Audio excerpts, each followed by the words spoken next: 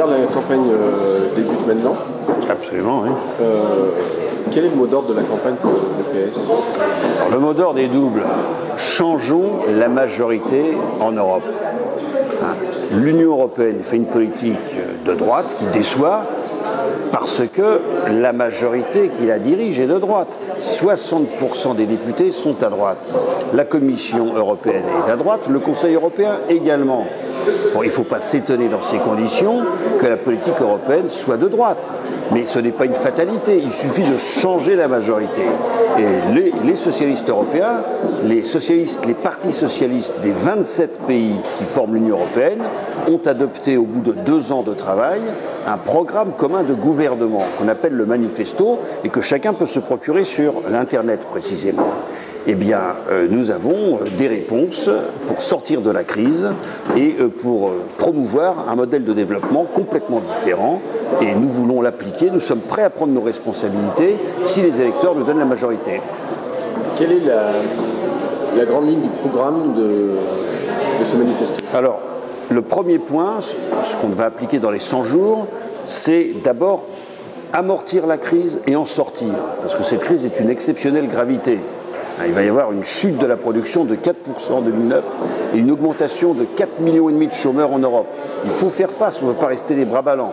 Donc nous proposons un vrai plan de relance de l'activité économique, un plan de relance de l'ampleur du plan américain, qui est 3 fois supérieur au plan Rikiki qui a été adopté en octobre 2008. Et c'est un plan qui non seulement soutient l'investissement dans tous les domaines, mais qui aussi soutient la demande, la consommation populaire, le pouvoir d'achat des salariés. Parce que un des moteurs essentiels de la croissance en Europe, c'est la consommation. Il ne faut pas la laisser fléchir. Et pour ça, nous proposons un SMIC dans tous les pays européens. Nous proposons de mieux indemniser le chômage en Europe et de défendre les services publics, qui sont un moyen de redistribution, d'harmoniser la fiscalité et les lois sociales.